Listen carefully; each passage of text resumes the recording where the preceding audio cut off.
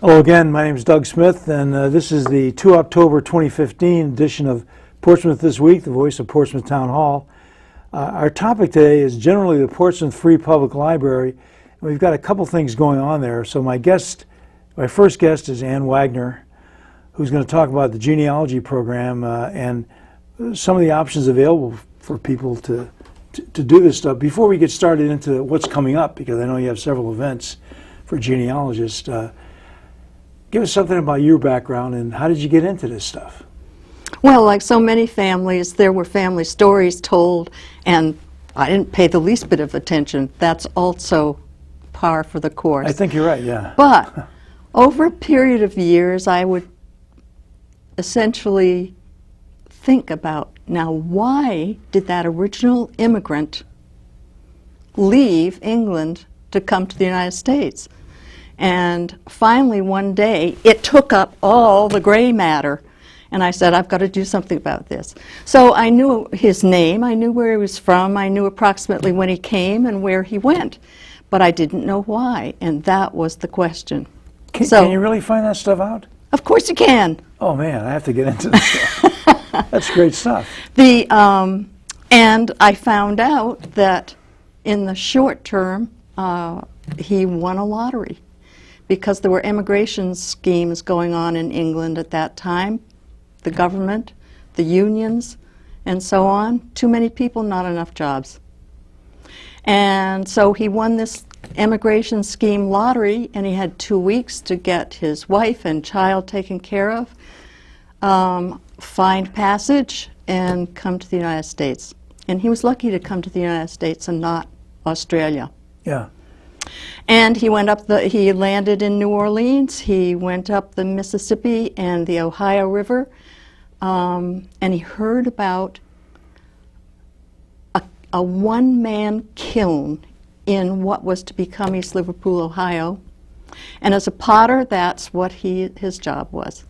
So he stopped in what was to become East Liverpool, Ohio, and became a pioneer potter in what became the ceramic capital of the United States. Really? That's fascinating. And so when you have a person like that in your ancestry, there's reams of material. And the Brits are great.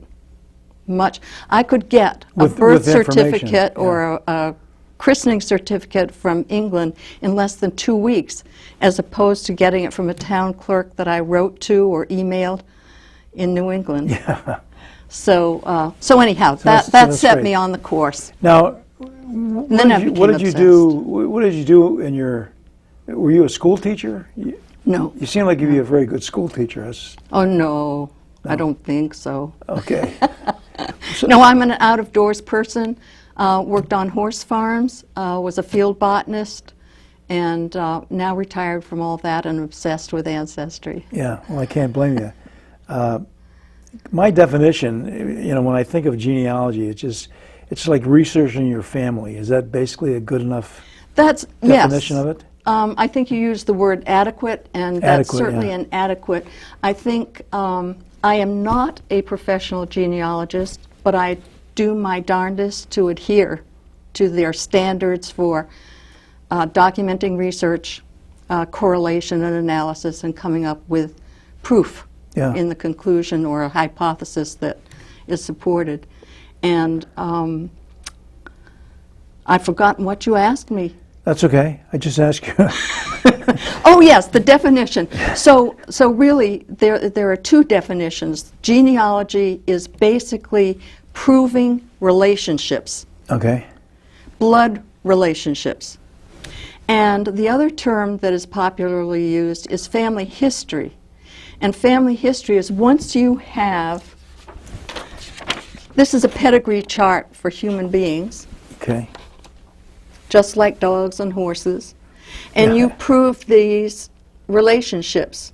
That's really genealogy. Okay. But once you have that, along with a family group sheet that has the father, mother, and children, then you want to know, well, where did they live? How did they live?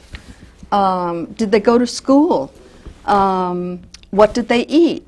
What did So they all of work this was at? kind of lumped under, this is what you find out when you Yes. dig into this stuff. That's the social history part, and Yeah. that's the fun part. It is the fun part. You Putting know, them in context. a couple of years ago, we had this 375th anniversary here, and we brought down the original 1638 Portsmouth Compact. Oh, it was exciting. It was really cool. And what was interesting to me was how many people came that could trace their ancestry all the way back to those, 19 men that signed that compact.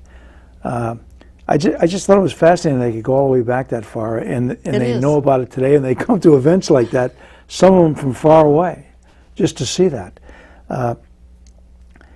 How do we get started on looking for some of this stuff? I mean, you got a couple courses coming up, I know. So Do here's you a want me to segue. tell you how you should do it, or Yes. how most of us Well, do tell it? us how we should do it first. The way you should do it is you start with yourself. And you gather your birth certificate, your marriage certificate, your baptism certificate, your school records, whatever you have around the house, or if you have to go to the town hall and pick it up. And then you go on to your parents and do the same thing. So you eventually get this skeleton Right. of family relationships. Now, you know, one of my questions there is, like, at the top you have is that your father at the top? Or your, Yes. Okay, what I would like to do is go further back. I'd like to find out where my grandfather came from, Well, of course. things like that. So you just continue. This is the first page Yeah.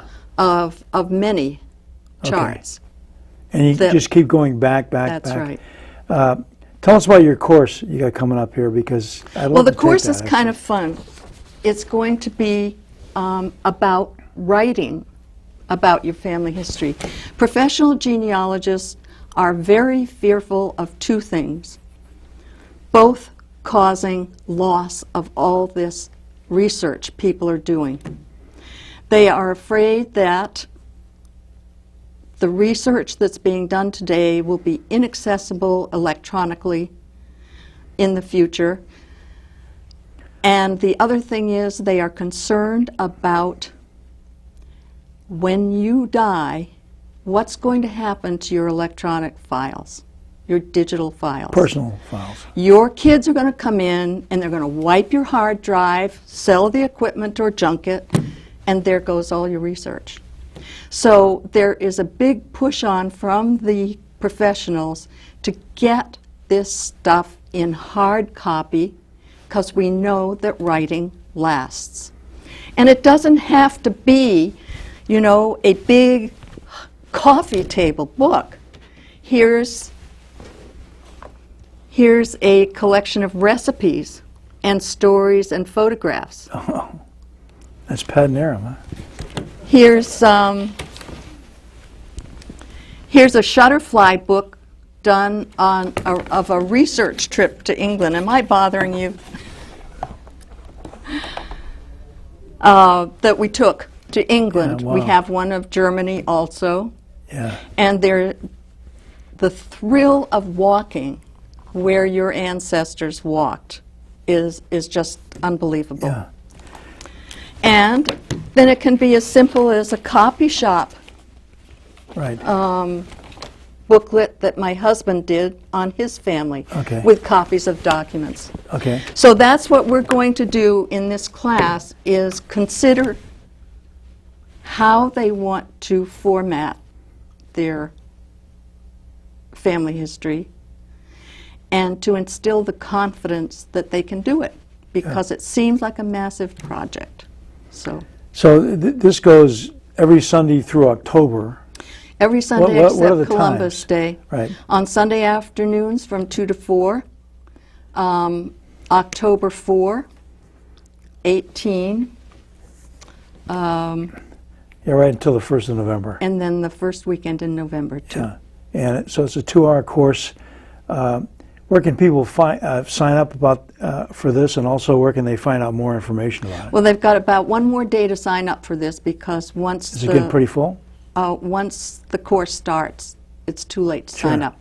So they have to sign up in person at the Portsmouth Library and pay a fee of $10 to download the 2 workbooks that we are have available. Yeah. Okay.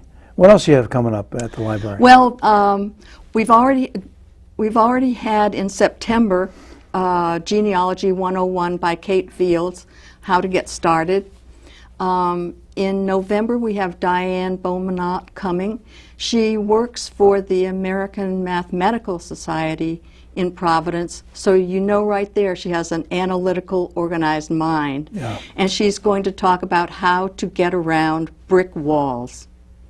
And we're really excited. In the first part of next year, we will have Shelley Moorhead, who is a PhD and a certified genealogist with a science background, who will be talking about DNA for the genealogist. Yeah, that seems to be another thing that's becoming popular It's now. very, very hot Let topic. me back up here. You said breaking through brick walls are going to... You're talking about problems you come up when you're researching things, right? Correct. And how to get around them.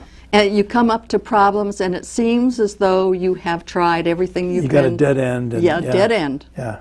And so you have to go atop it, around it, beneath it, Just like through a real, it. Just like a real brick wall. Yes. Yeah. Okay, that sounds interesting. This event in next year, do you have a date for that yet? No, it will be January or February for Shelley Moore. Okay. That's great because, you know, one of the things, this is fascinating to most people, I think. Most people would really like to know. What, the DNA? Well, not so much the DNA, you know, but just going back and thinking about why my grandfather came into the United States from Canada. Exactly. Why? You know? And I've always wanted, I can trace everything back, I can get him and where he lived, my grandmother's family is easy, it's the U.S. But I just wanted to find out, and we have some tools right here in the library that we can use, right? They have Incredible. Ancestry.com is available. Is that useful as a starter place or something? Once you've taken care of those who are living, your family members who are living that you can talk to, that we don't do enough of, and then they die, and we're sorry we haven't. Yeah. Once you've done that, then it's a good place to go. Ancestry.com is the largest available place. It's very expensive for a personal subscription, so the library edition is free to use in the library. Okay. Does the library pay a subscription for that? Yes, they do. Okay, so that's a way of easing up the costs on people. And they can just go in and use it. It's available on those PCs, isn't it? You can there's Wi-Fi in the library, so you can bring your own laptop if you wish. Okay. And if you do that and you find information that you want to keep from Ancestry.com, you either email it to yourself or you use a flash drive. If you're online, can you just shift it? If you're using a library using your own- computer, you can use the library printers. Okay. Gee, that's great. So people can get started with this right away. You know, some of the local resources, and we're almost out of time already, I hate to say Yes. that, include things like documents from the town hall, other stuff, History Society photographs, documents, and other things. And also we have this History Center in the library where people can use the computers there to look into this a little further. Absolutely, and don't forget the reference librarians. Oh, absolutely. Sue? Because without, and Bob Pimentel is a native. Yes, and he's and got he a can tremendous tell you background. stories He's very and- knowledgeable about yes. this stuff. Okay, we're just about out of time. I hope people will join up for your course. One day you have to, well, this airs actually today, so people can go out and sign up for that, but also to look for future things Yes, coming up. on the library website and flyers and so on. Okay, Ann, thank you very much for coming in It was a today. pleasure. I'm happy to represent the library. Okay, you do a great job. Okay, I'm back. This is the second half of our 2 October program, and we're going to talk now about the Portsmouth Free Public Library's annual fundraising event, The Taste of Portsmouth. And we have Tia Skalinsky from the library board. Welcome, Tia. Well, thank you very much. I'm glad to be here. This annual Taste of Portsmouth, I think, is a really fun event, in my experience anyway. And it's a great opportunity to talk with your friends and neighbors while having a sip of wine or some of the craftsman beer and things that, and sampling some of our local restaurants, fairs. But it also helps out the library because this is very important to them because it allows them to do a lot of programs and things. So can you tell us about the event itself, like when it might have began? And Sure. Well, I can probably tell you when the library first started, which Okay. I recently learned about. And what it is, it's more than 120 years old. Wow. And always in the same location. And it really started as a reading club. And it wasn't until many years later that it actually transferred, about 20 years, that it became a library. And even in those early years, they basically had just a small amount of books. And today, we have about 75,000, although as you probably know, with the changes in electronics, we are highlighting more and more things that you can do from the Nook and from all the things. But me, I like that book in my hand. I like to turn the paper. I think a lot of people still do. Yeah. And so it's really exciting, and I love being on the board of, of the library. Now, how long has the Taste of Portsmouth been? This is actually our 16th year. 16th, okay. That's good, 16th year, and always, I think what's so important is I look at the library being really a central part of our community, Portsmouth, but also the many contributions that we get. We have 19 different restaurants that are contributing their specialties. We have wineries and breweries also, as well as retail organizations like Clements. And I don't want to mention everyone, but Clements is one of those supporters that supports our community everywhere. They always are. They're really just great great about that, yeah. I think we should probably say the date. Did we say it's 16 October? I'm not sure. Is that, I And forgot what is to it? say It's that. in the evening, right? It's a Friday Absolutely, evening. yes. It's always on a Friday. 7 to 9, is it? It's from 7 to 9, and that's always on that particular Friday. So it's the 16th Friday And from I 7 know the to Garden 9. Club provides these beautiful floral arrangements do. that are then auctioned off. We It's do, great. and that's part of the money that we use for programs as well as for materials. Because as you know, the term is free library, which makes us different from most of the other libraries in the state. Now, do most of the other libraries get funding from? Well, we get some funding, Yeah. but they get the majority of their funding outside, whereas we have a community that really supports us. Yeah, as we should. And we depend upon it. Yeah, that's great. How can people get tickets for it? Well, you can do it in a number of different ways. I would recommend that you go to the library. If you've never been to the library before, this is your chance really to take a look at it. We have all kinds of sections, including a wonderful section for children downstairs with all kinds of programs. Yeah. So go to the library. I guess that's the primary way. Now, can people go on the night of? Oh, yes, they can. It's $25, whether you prepay, if you will, or buy a ticket from one of us. I have lots of tickets. I can even give you my address, but I won't. Yeah. They can come get tickets from me or from the library. Yeah, I've already been approached by somebody here in the studio. I'm sure. Got my tickets. But that's great. But the point is people can do it at the door. So. Yes, they can. And many of them do.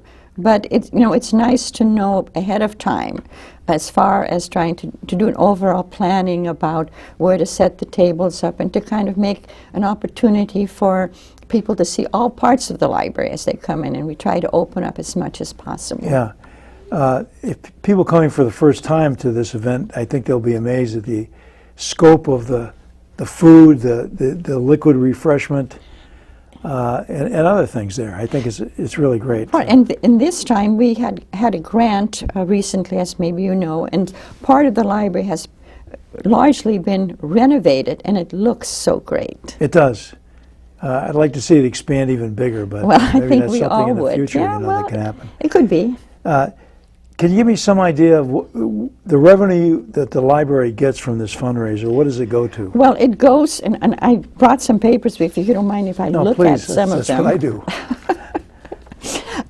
Well, for one thing, I would tell you that we actually have about 7,000 people that come in every month, and we have a huge number of kids. And so a lot of our programs and our financial support that we get does in fact go to the children's library, which we have a special librarian for that downstairs, and all kinds of different programs for them.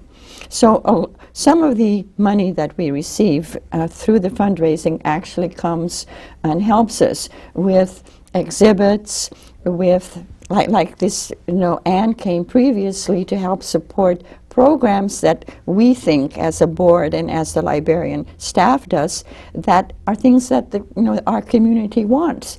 We have lectures, different kinds of programs, which is a large part of it.